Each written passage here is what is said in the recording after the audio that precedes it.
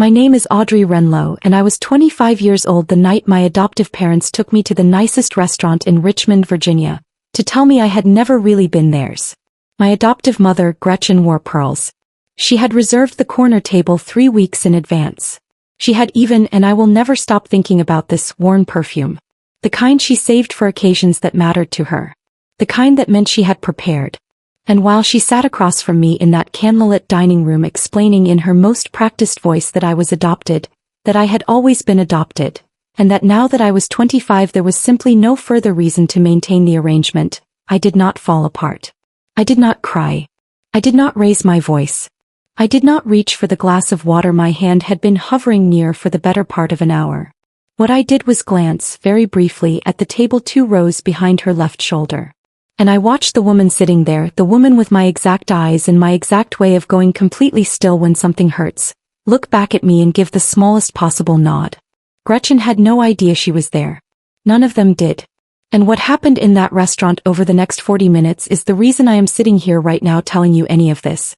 Before we go any further, if stories about family, betrayal, and the moment someone finally stops shrinking for people who never deserved their loyalty resonate with you, go ahead and subscribe. Hit the bell. Because this one is going to stay with you long after it ends. The restaurant was called Harwell's and it sat on the ground floor of a renovated building in Richmond's Shockoe Slip neighborhood, the kind of place with exposed brick walls, low amber lighting, and a wine list the size of a small novel. I had walked past it dozens of times in the 4 years I had lived downtown. I had admired it the way you admire something you understand is not meant for you. I had never been taken there. Not for a birthday, not for a graduation, not for any of the milestones Gretchen had managed to acknowledge and dismiss in the same practiced breath for most of my life. She chose it for this particular dinner. That one fact alone told me everything I needed to understand before I even sat down. I should tell you what birthdays looked like growing up in the Voss house, because you need to understand the full architecture of what was normal for me before you can appreciate why that corner table at Harwell's felt less like a celebration and more like a verdict being prepared for delivery. Birthdays in our house were acknowledged the way you acknowledge a bill you resent but cannot avoid. There was usually a card, sometimes store-bought, occasionally one of those generic ones with balloons printed on the front that Gretchen signed with her full name. Not Mom. Her full name. Gretchen Voss. The way you sign a legal document rather than a letter to someone you have chosen to love. One year she forgot entirely. I was 11. I came downstairs on a Saturday morning in October and made my own breakfast and sat at the kitchen table and watched the clock and waited, the way children do when they have not yet learned that waiting is sometimes its own answer. By noon I understood that the day was just a day and that asking about it would cost more in temperature and silence than it was worth. So I did not ask. I folded that understanding up carefully and placed it somewhere quiet inside me, and I went on being easy. Because easy was the only language that kept that house from going cold in ways that lasted for days. My adoptive father, Roland, was not a cruel man in the active or obvious sense. He was something more complicated and in some ways harder to forgive. He was a man who went along, who smoothed things over, who had a remarkable talent for being present in the room when decisions were made and somehow never being accountable for any of them. He laughed at Gretchen's jokes a half-beat after everyone else. He nodded along with her positions the way a shadow nods with the body casting it. He signed whatever she placed in front of him and told himself, I believe genuinely, that keeping the household calm was the same thing as being a decent husband and father. By the time I was 15 I had understood that Roland's quietness was not kindness. It was the most comfortable form of cowardice available to him, and he had chosen it so many times it had become the whole shape of who he was. I left their house 2 weeks after my 18th birthday with one duffel bag, a checking account I had opened myself with money I had been saving since I was 13 from babysitting jobs and odd work around the neighborhood, and an acceptance letter to a community college 40 minutes outside of Richmond that I had researched, applied to, and been accepted by entirely on my own without mentioning it to either of them.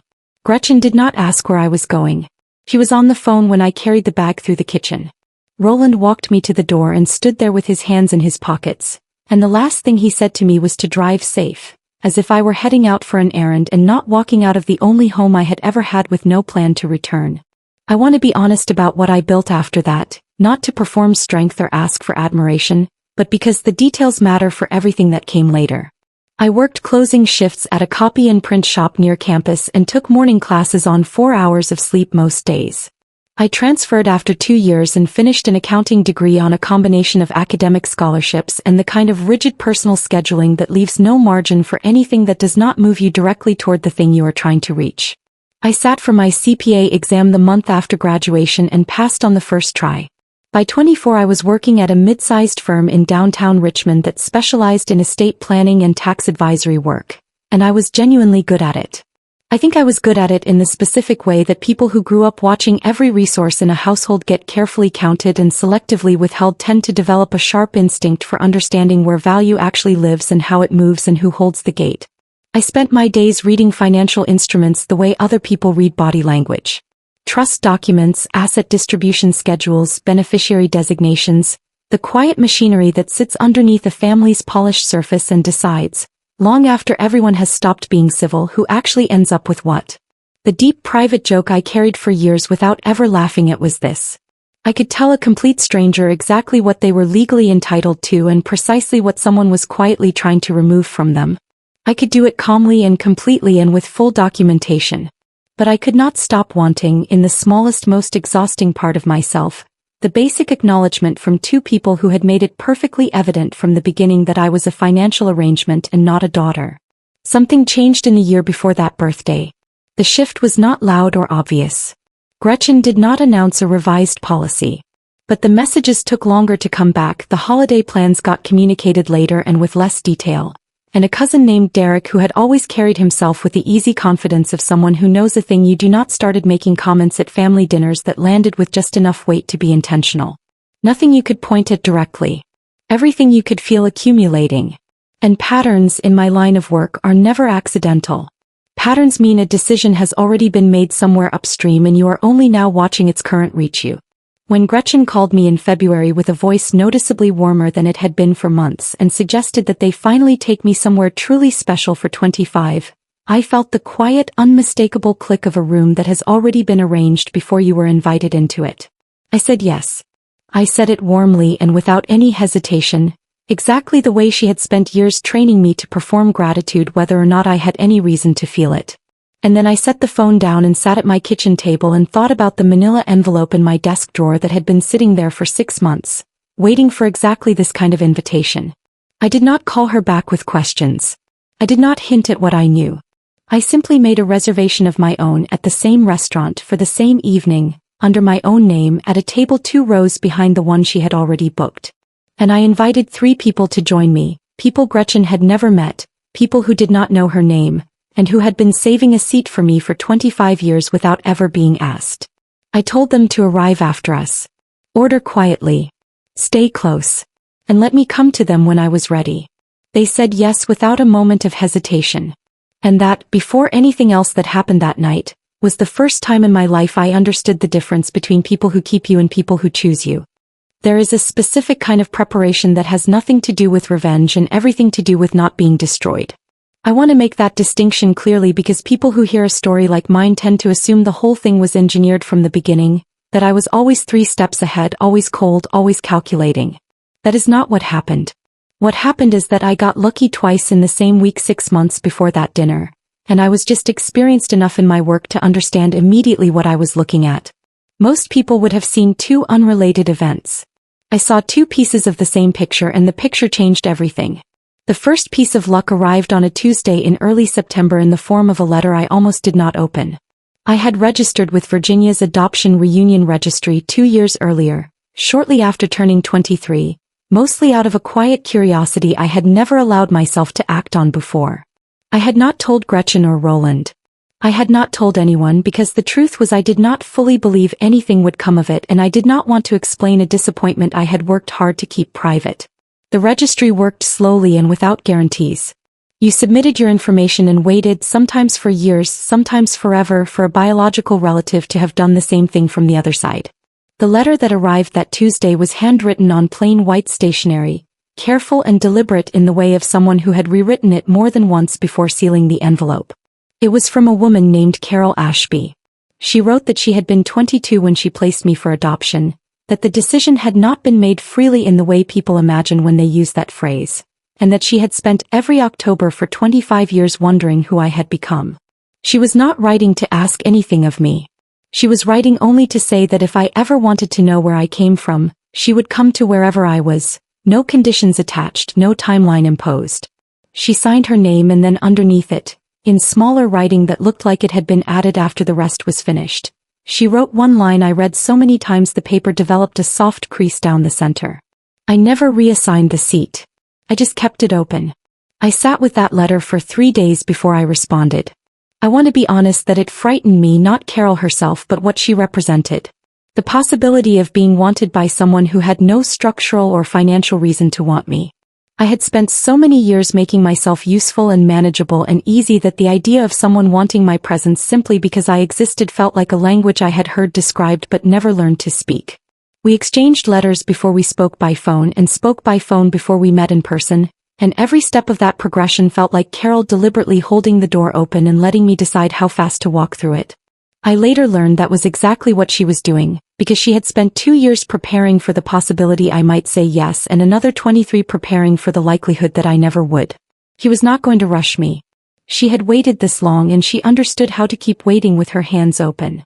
The second piece of luck arrived 4 days after Carol's letter, and it carried none of the warmth of the first. It was the kind of discovery that feels less like finding something and more like having a floor removed from underneath you when you had no idea the floor was anything but solid. I was at the office working through an unrelated estate matter that required me to pull property records from the county assessor's database, and out of a professional habit so deeply ingrained it barely registered as a conscious choice, I searched the name Voss while I was already in the system. What I found stopped me so completely that my colleague 2 desks over asked if I was all right. I told her I had a headache. I went to the bathroom and stood over the sink with cold water running and looked at my own reflection and understood that the shape of my entire childhood had just been redrawn without my permission.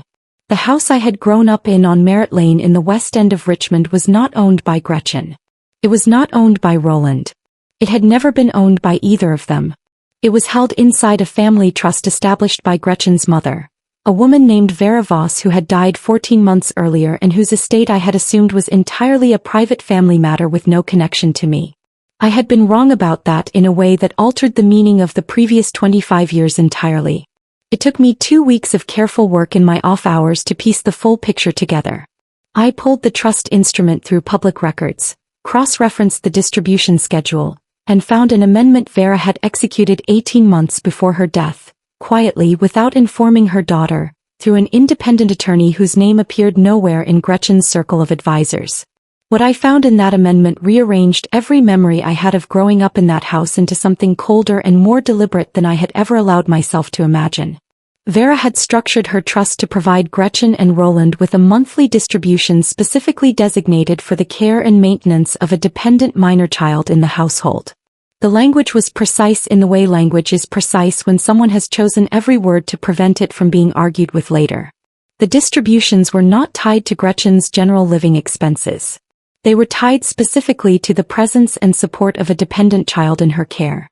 Gretchen and Roland had been collecting that money from the month my adoption was finalized, through my entire childhood, under a provision that had a termination clause built directly into its terms. The termination clause ended the distributions on the date the dependent child reached 25 years of age. I sat with that information for a long time. I sat with the image of birthday cards signed with her full name. I sat with the year she forgot entirely, and I made my own breakfast and waited until noon. I reread every carefully managed holiday and every deliberate distance not as indifference now but as bookkeeping. They had not simply been cold people raising a child they felt disconnected from. They had been running a calculation and I had been the variable that kept it profitable. I took the documents to an estate attorney selected specifically for her reputation in trust litigation and her complete lack of any connection to my family. I paid her out of my own savings and asked her to confirm what I believed I was reading. She confirmed everything and added one detail I had not yet located on my own. Vera's amendment also contained a residuary provision. A remainder. A sum that had been accumulating with a corporate trustee for years, not distributed to Gretchen, not reachable by Roland, sitting in a protected account with a transfer date and a named beneficiary already designated in the original instrument. The named beneficiary was me. Vera had learned I existed sometime in the final years of her life. I chose not to investigate exactly how, because an honest answer would have required conversations with people who had no interest in being truthful. What mattered was that she had made a decision about what I was owed, in a document her daughter had never been consulted about and could not legally challenge, because the trust was Vera's, the amendment was valid and notarized, and the corporate trustee had no loyalty to Gretchen whatsoever. My adoptive parents had been living on money that existed specifically because they were raising me. On my 25th birthday, that money would stop. The remainder would pass to me through a mechanism their own lawyer could not reach because their lawyer had been working on entirely the wrong document all along. I asked my attorney whether I should contact them before the dinner. Let them prepare. Get ahead of it. She looked at me the way experienced people look when they know you already have the answer and asked what outcome I was hoping for. I thought about Carol's letter with its soft crease. I thought about Gretchen's perfume reserved for occasions that mattered to her. I thought about the warmth that had returned to Gretchen's voice right on schedule. At the exact moment the math had become urgent and she needed something from me before I could understand what I was holding. I told my attorney I needed 3 specific documents placed in a folder. I would manage everything else myself. I confirmed the Harwell's reservation without altering a single word of my tone. And then I drove to meet Carol Ashby and asked her the question I had been building toward since the day her letter arrived. I asked her to come to my birthday dinner. I explained the full shape of it, the trust, the termination date, the document folder, the corner table Gretchen had reserved 3 weeks in advance. I told her I could not predict exactly how the evening would unfold, but that I knew with complete certainty I did not want to be alone inside it. Carol did not ask a single question about the money. She asked what time, whether she should dress up, and whether she should bring her mother and her younger son. I told her to bring everyone. And she said something I have carried in my chest every day since. The kind of thing that has no dollar amount attached to it but is somehow worth more than anything money can reach. She said, "We have been waiting for a reason to celebrate you. We just needed you to tell us when." The night of my birthday I got dressed alone in my apartment on the 4th floor of a building 3 blocks from the James River, and I did something I had not done in years. I stood in front of the mirror and looked at myself without rushing past the reflection the way you rush past something uncomfortable. I had spent most of my life moving through rooms at the speed of someone who did not want to take up too much space. I had learned early that smallness was a kind of safety in the Voss household. If you stayed compact and quiet and did not require much, you reduced the number of reasons anyone had to remind you how much you were costing them. Standing in that apartment, getting ready for a dinner I had spent 6 months preparing for without anyone knowing, I made a decision that I would not be small tonight. Whatever happened at that table, I was going to take up exactly the amount of space I was entitled to. Not more. Not less. Exactly mine. I wore a dark green dress I had bought 3 months earlier and never worn anywhere yet. I had purchased it on a Tuesday afternoon without a specific occasion in mind, which was the first time in my adult life I had done something like that. Bought something simply because I wanted it and not because it served a purpose. Carol had come with me. She had insisted in that quiet way she had of making invitations feel like permissions, and we spent 2 hours in a shop on Broad Street while she stood outside the dressing room and told me honestly what worked and what did not. It had been so unremarkable and so ordinary and so entirely unlike anything I had experienced before that I had to concentrate very hard on choosing a dress in order to avoid crying in a fitting room for reasons I would have struggled to explain to anyone who had not lived the specific shape of my particular loneliness. I checked the manila folder one final time before I left. 3 documents exactly as my attorney had prepared them. The retainer letter on her firm's letterhead confirming I had been represented by legal counsel for the previous 4 months. The relevant pages of Vera's trust amendment, with the distribution clause, the termination date, and the residuary provision highlighted in a clean yellow line. And my original birth certificate, released to me through the registry, with Carol Ashby's name printed in the space where a mother's name belongs. I had looked at that document so many times in 6 months I could have reproduced it from memory, but every time I opened it I found the same thing. My own name, in a document older than any story Gretchen had ever told me about myself, connected by a single printed line to a woman who had never stopped looking for a way back to me. I put the folder in my bag and drove to Shako Slip. I found parking 2 streets over and sat with the engine off for 4 minutes.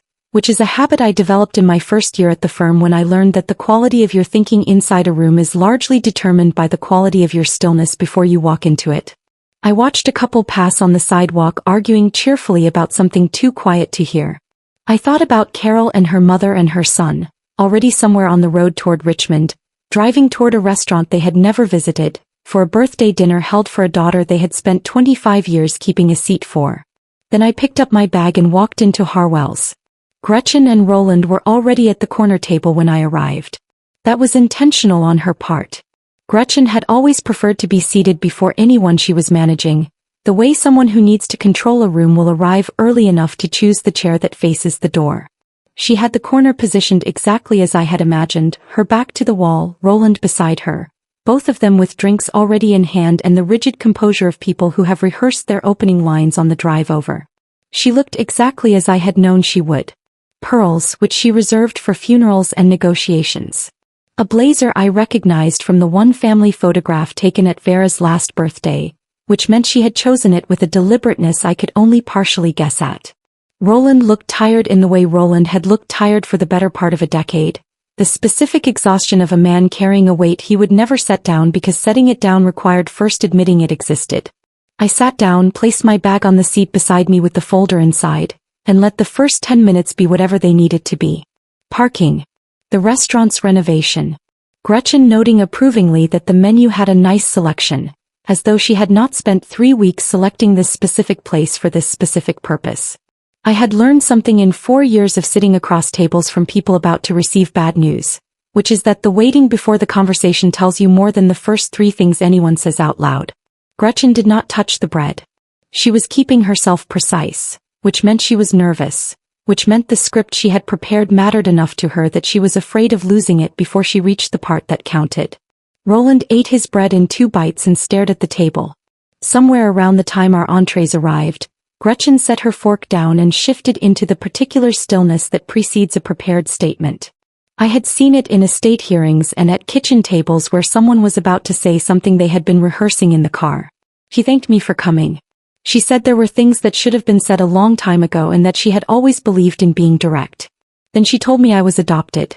She delivered it with a careful gentleness I understood immediately was not for my benefit. It was the gentleness of a person who has decided the way they say a thing is more important than the thing itself, because if they can control the delivery they can control the story afterward. She said they had adopted me as an infant. That they had given me every opportunity available to them. That she hoped I understood everything they had done had come from a place of responsibility. She used that word deliberately. Responsibility. Not love. Because even in the moment she was most trying to appear kind, the honest word kept surfacing. I had known I was adopted since I was 19. I had found the paperwork in Roland's filing cabinet during a weekend I had returned to collect the last of my things, while he had not realized I was in the office. I read the documents, replaced them in their exact position, drove back to my apartment, and spent 2 hours processing a revelation that had changed nothing about the daily reality of my life while reorganizing its entire emotional logic in a single afternoon. I had never told them I knew. I had carried that knowledge for 6 years like a stone in a coat pocket, smooth from handling, heavy enough to notice but small enough to ignore on most days. So when Gretchen delivered the adoption disclosure across that tablecloth with her pearls and her rehearsed gentleness, I let her finish without interrupting. I let her have the full arc of it. Because the most valuable thing 4 years of professional practice had given me was this understanding. You do not stop someone from reading the wrong clause out loud. You let them finish. And then you show them the right one. Roland had barely spoken. He was doing what Roland always did in rooms where decisions had been made without him, which was occupy space while ensuring he could not later be held responsible for any specific thing said inside it. His eyes drifted repeatedly to the bag beside my chair and then moved away, the careful avoidance of a man trying not to look at something he could not stop noticing. Then Gretchen reached into her bag and placed a document on the table between us. She slid it across the cloth with a precision that told me she had rehearsed the movement. A single page, dense with language I recognized before I had finished the first paragraph. A release. Structured to confirm I had been informed of my adoption, that I acknowledged no claim against their estate, and that I understood their decision to exclude me from any future inheritance. It was dressed in administrative language designed to read like a formality, something a reasonable person would sign to close a chapter cleanly. I looked at the page. I looked at the pen laid across it. And I looked at Gretchen, who was watching my face with the focused attention of someone waiting for a reaction they have already built their next sentence around. She had written this scene for a version of me that no longer existed. The version who could be surprised by the disclosure, unsettled by the document, and nudged by grief or the residual ache of a daughter who still needed something from her mother into signing a paper that carried no legal weight against what I actually held, but would have felt in the shock of that moment, like the only dignified option available. She did not know about the folder. She did not know about the attorney. She did not know about Carol and her mother and her son who had just, according to the text that vibrated silently in my jacket pocket, been seated 2 tables behind her. I left the pen exactly where she had placed it. I did not reach for it. I did not push it back. I folded my hands on the table and looked at my adoptive mother with the calm of someone who has already read the last page of a book everyone else still believes is being written. And I waited to see how much longer she needed before she noticed that her carefully rehearsed performance had an audience she had never once planned for. Gretchen waited for me to reach for the pen. I did not reach for it. She waited longer than I think she had planned to, filling the silence with small adjustments, straightening the page, touching the stem of her wine glass, glancing at Roland in a way that told him to say something without saying it out loud. Roland cleared his throat and told me they had worked with an attorney to make sure everything was handled properly, that this was not personal, that it was simply a matter of keeping things clean and documented going forward. He said clean twice. I noticed that. People repeat the words they are most trying to believe. I looked at the document again. Then I looked at Gretchen. And I asked her one question. I asked it in the same voice I used at the firm when I had found a structural problem in someone's filing and was giving them the professional courtesy of locating it themselves before I pointed directly at it. I asked her whether the estate they had filed against was the only instrument she believed was relevant to my situation. The question landed differently than she expected. I watched it arrive. She blinked once, very quickly, which was the closest Gretchen Voss ever came to flinching. Roland went absolutely still beside her in the way of a man who has just heard a sentence he understood completely and wished he had not. Gretchen recovered fast. He was good at recovering. She said she did not know what I meant, that there was only one estate, that the document in front of me was straightforward and she hoped we could handle this like adults. She said like adults the way people say it when they mean without resistance. I let her finish. I had the folder on my lap now, my hand resting on top of it, and I watched Roland watch my hand, and I watched the watching work on him the way compound interest works, quietly and then all at once. What I want to tell you about the moment before I opened that folder is something I have thought about many times since, because it was not the moment I had expected it to be. I had imagined, in the months of preparation, that opening that folder across from Gretchen would feel like victory. Like the clean satisfaction of a correct answer delivered at the right time. What it actually felt like was closer to grief. Not grief for Gretchen or for Roland or for the version of a family we had never actually been. Grief for the 11-year-old who had made her own breakfast on a Saturday in October and taught herself by noon that the day was just a day. Grief for all the years I had spent making myself easy and small and useful, genuinely believing that if I just reduced my requirements enough, if I just became convenient enough, something in that house would eventually soften into love. It had not softened. It had simply expired. And the only thing that had changed between that 11-year-old and the woman sitting at this table in a green dress was that the woman had documentation. I opened the folder. I did not make a production of it. I laid the 3 pages on the tablecloth side by side, the way I would arrange exhibits for a client who needed to understand their own position before they could make a decision about it. The retainer letter first because I wanted them to know before they read a single other word that I had not walked into that restaurant alone. Then the relevant section of Vera's trust amendment, face up and oriented toward them, with the highlighted paragraph visible from the moment it touched the table. And last, my original birth certificate, placed quietly beside the other 2 without comment. Gretchen's eyes went directly to the trust pages. Not to the retainer letter, not to the birth certificate. Straight to the trust, which told me everything I needed to know about what she had actually been afraid of all along. He was not afraid of losing me. She had not been afraid of that for a very long time if she ever had been. She was afraid of losing what my grandmother had built, and of having the mechanism of that loss laid out in front of her in Vera's own notarized language where she could not argue with a single word of it. I watched her read. I watched the highlighted paragraph go in. The distributions designated specifically for the maintenance of a dependent minor child, terminating on the date that child turned 25. I watched her reach the residuary clause. I watched her read my name in the beneficiary line. And I watched the color leave her face the way heat leaves a room when someone opens a door they did not mean to. She looked up at me and then at Roland and then back at the page.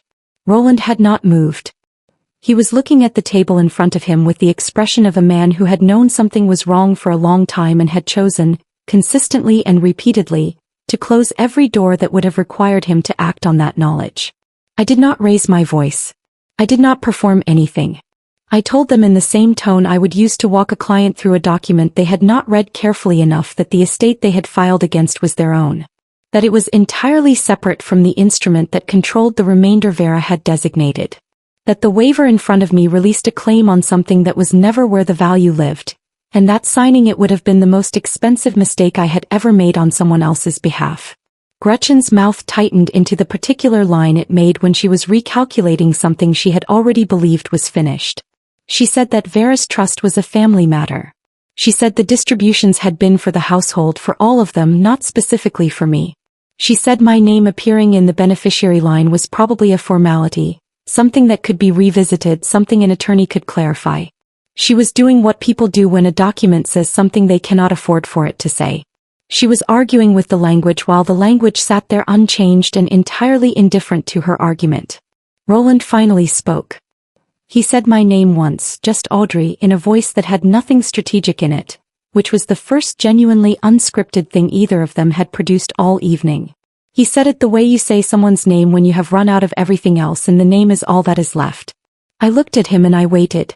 And for just a moment, behind the exhaustion and the long habit of going along, I saw something move across his face. The shadow of a man who understood exactly what had been done in that house and to whom and for how many years, and who was, in this specific moment, ashamed of it. He opened his mouth. I genuinely do not know what he was going to say because Gretchen's hand came down on his forearm and the pressure of it closed whatever he had been about to open. He looked at her hand. He looked at the table. And he chose one final time the easier thing. That was the moment the last of my obligation to that table dissolved. Not in anger, not in triumph, but in the quiet completion of a question I had been carrying since I was small enough to sit on a kitchen counter and wonder what I would have to become before the people in that house would choose me.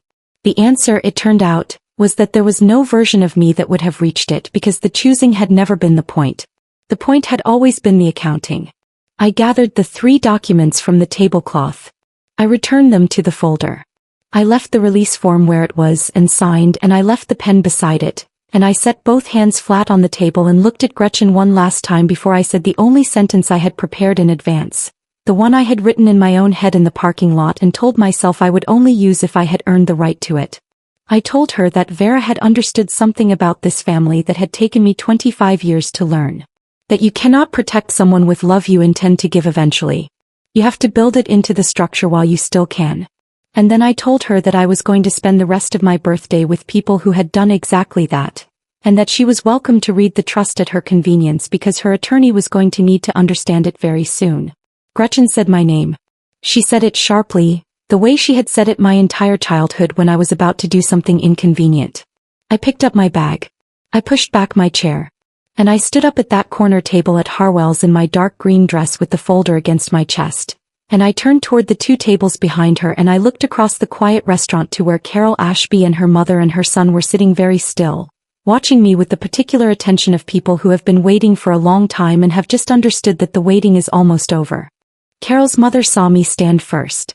Then Carol.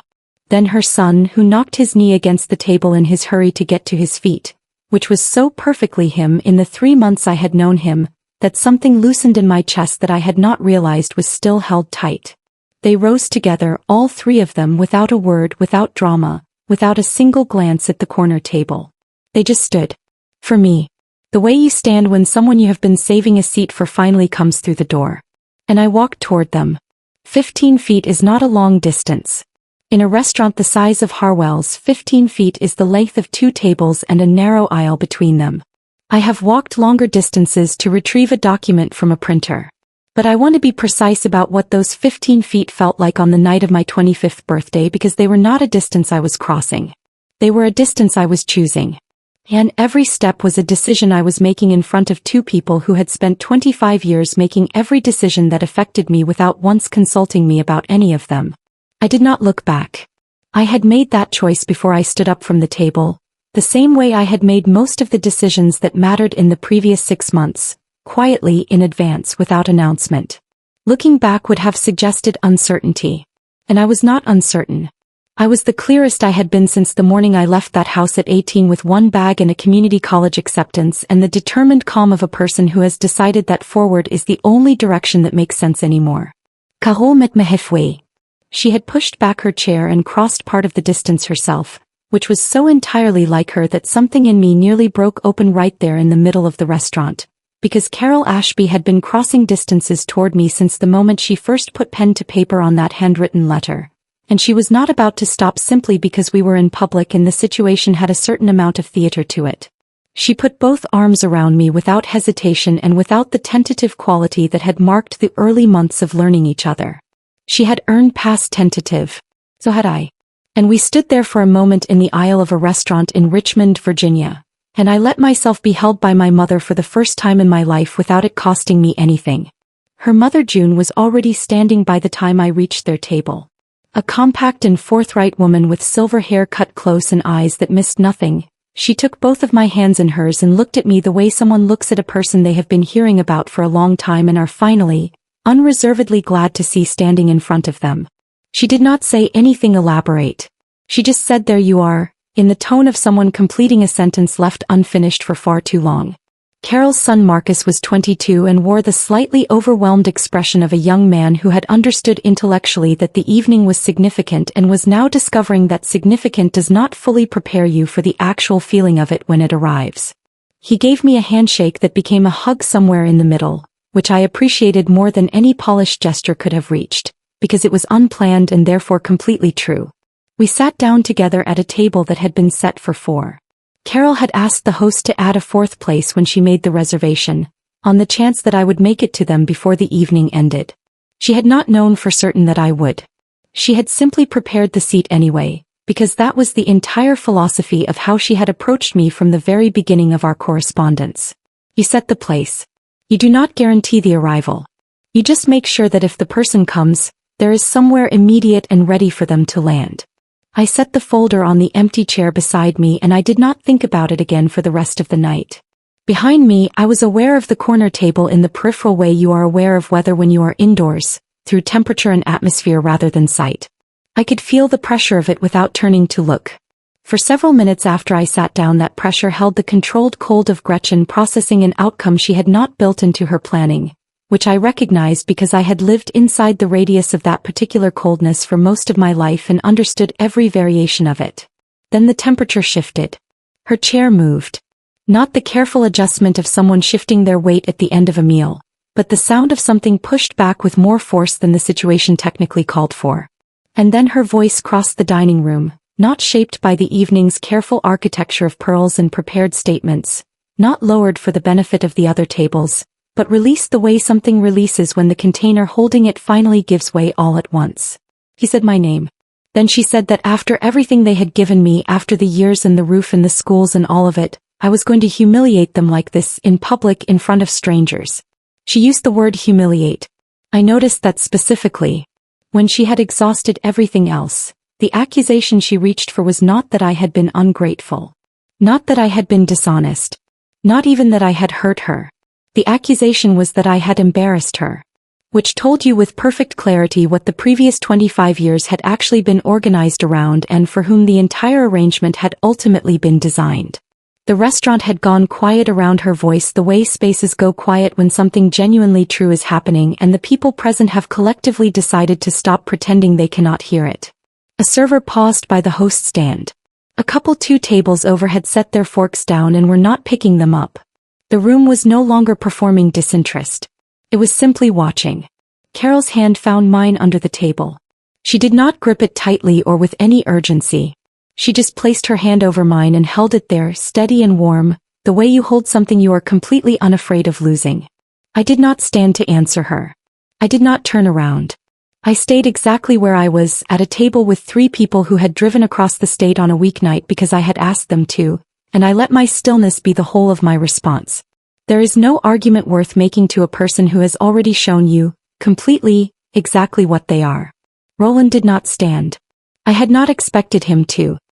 He stayed at the corner table with his face directed toward the tablecloth in the posture of a man waiting for something to be over, and I thought about the version of him that had surfaced briefly earlier in the evening, the one who had said my name with nothing calculated underneath it. That version had been real for approximately 30 seconds before a hand came down on his arm and he chose, as he had always chosen, the path that required nothing from him. That was the whole of Roland's story. Not malice, not even indifference, just a lifelong habit of selecting comfort over the harder thing until the habit and the man became indistinguishable. Gretchen ran out of words. It took longer than I had expected, but she did finally run out of them. The dining room held the silence afterward the way a room holds silence after something breaks, gently as though any sudden movement might disturb what was left. And into that silence June reached across the table with the unhurried composure of a woman who had outlasted harder rooms than this one, and she pushed the dessert menu toward me. She said we should probably order something, and that she had heard the chocolate cake here was worth the distance.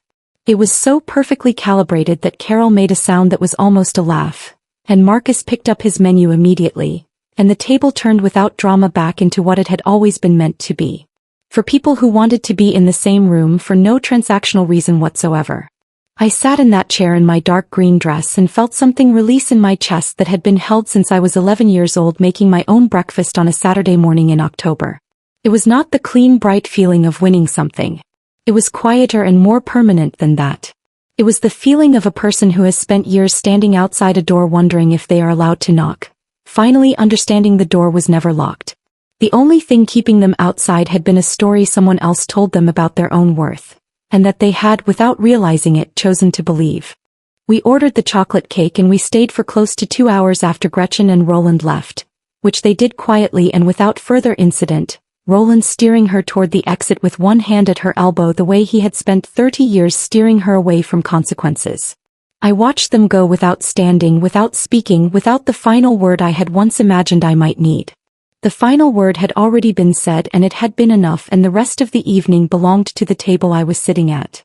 When the door closed behind them, June asked about my work and the conversation became the easy, unhurried kind that happens between people who have time and intend to use it. I had spent my whole life performing usefulness in exchange for a place at the table. That night I was simply there. Not earning anything. Not reducing myself to fit a space I had never genuinely been offered. Just present, just wanted, just a woman having birthday cake with her family for the first time. The chocolate cake arrived with a single candle already burning at the center of it. I did not ask who had thought to do that.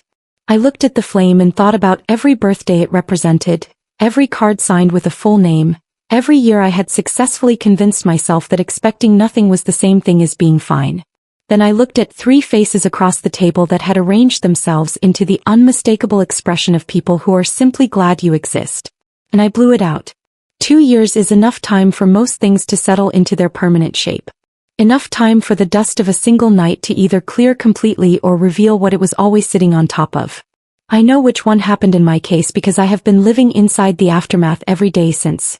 And I can tell you that the shape of the life on the other side of that dinner at Harwell's looks almost nothing like the life I was living before it, and everything like the one I did not yet know how to want. The trust transferred on schedule. It did exactly what Vera Voss had designed it to do, without drama, without legal challenge, without any of the noise that my attorney had told me was theoretically possible but practically unlikely given the clarity of the instrument and the solidity of the corporate trustee administration. The caregiver distributions to Gretchen and Roland ceased on my birthday and the remainder passed to me within the following quarter through the bank trustee, documented and clean and entirely beyond anything they could reach. Gretchen retained an attorney within the first month. That attorney apparently reviewed the trust, reviewed the amendment, reviewed the notarization and the administration history, and then told her client what competent attorneys tell clients when the document says what the document says. That there was nothing to contest and that attempting to do so would cost more than it could possibly return. I was told this secondhand and I did not ask for more detail because I did not need it. The trust had been Vera's and it had held, and that was the whole of what mattered. Gretchen and Roland sold the house on Merritt Lane 14 months after that dinner. Without the monthly trust distributions that had quietly underwritten their life for 2 decades, the carrying costs became unsustainable. They moved into a smaller property in a different part of Richmond, and I know this the way you know things about people you no longer speak to, through peripheral information that arrives without being sought and is noted without being acted on. I have not spoken to Gretchen since the night she stood up in that restaurant and ran out of words in front of strangers. I have not spoken to Roland either, with one exception. 4 months after the dinner, a text arrived from a number I still had saved under his name. It said 3 words. I am sorry. No context, no follow-through, no name signed at the end. When I did not respond, he did not send another. And I have thought about those 3 words more than I expected to, not because they changed anything, but because they were the most honest thing Roland had said to me in 25 years, and they arrived, as his honest moments always had, just late enough to cost him nothing. I did not need the apology to be free. I want to be clear about that because people sometimes hear a story like this and assume the resolution lives in the moment of accountability, in the person who caused the harm finally naming it out loud. The resolution had already happened for me. It happened when I sat down at a table set for 4 in a dark green dress and let June push the dessert menu toward me. The text from Roland was a footnote to a chapter that was already finished. What was not finished, what was in fact only just beginning, was everything else. Carol and I speak every Sunday. It started as a deliberate thing, a scheduled call we both put in our calendars because we had learned early that good intentions without structure have a way of getting swallowed by the ordinary weight of a week. Now it is simply what Sunday means. I call at 4 in the afternoon and she picks up on the second ring because she has been sitting with her tea already made for the previous 10 minutes, and she will not admit this, but I know it and she knows I know it, and neither of us mentions it, which is its own kind of language. We have covered a lot of ground in those calls. The years I missed and the years she spent wondering. The decisions she made at 22 that she has carried with the particular weight of something you cannot put down but have learned to hold differently. The ways in which the person she had imagined I might become and the person I actually am are similar in some places and surprising in others. I told her once about the year Gretchen forgot my birthday and I made my own breakfast and waited until noon, and she was quiet for a long time on the other end of the line. When she spoke again, her voice had changed in the way of someone who has just understood something that rearranged itself in the understanding. He said she was sorry. She said it without qualification or redirection, and then she let the sentence stand on its own. And that was the most useful apology I have ever received, because it did not ask me to do anything with it except hear it. June taught me to make her mother's recipe for a specific kind of lemon cake that requires more patience than I naturally have and turns out better every time I make it, which June says is because the recipe rewards people who have learned how to wait. She said this with the expression of someone delivering a joke and a truth simultaneously, which I have come to understand is her primary mode of communication and one of my favorite things about her.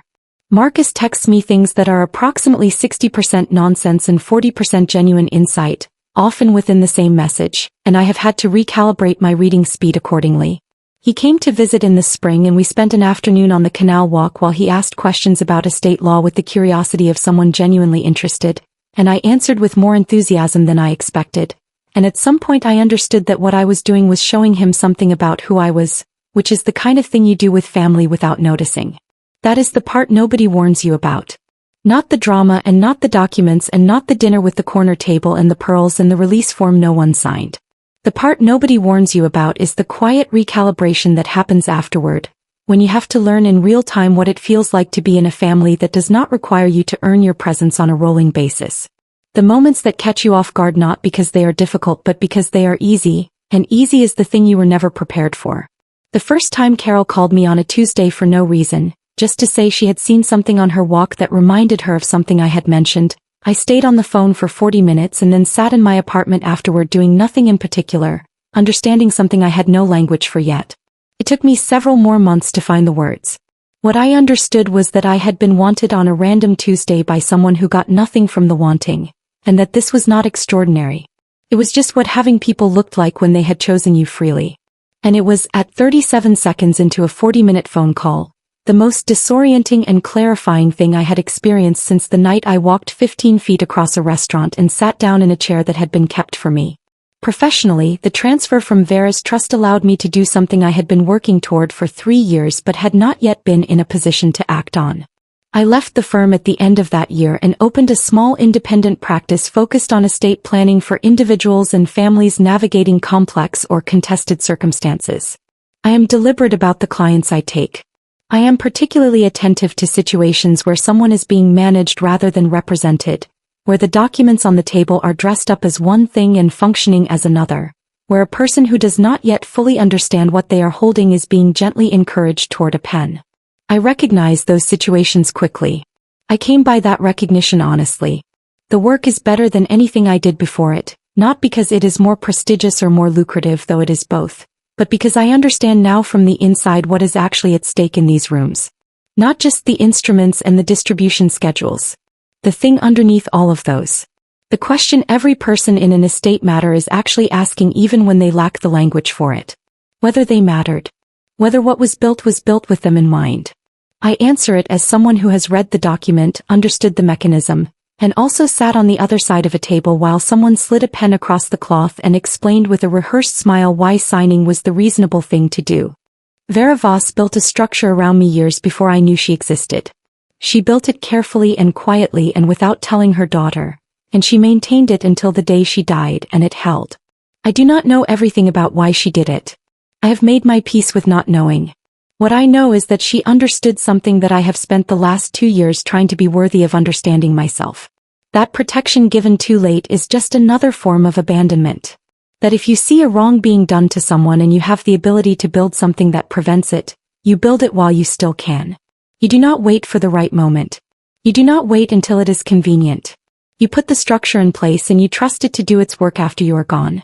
He trusted it. It held.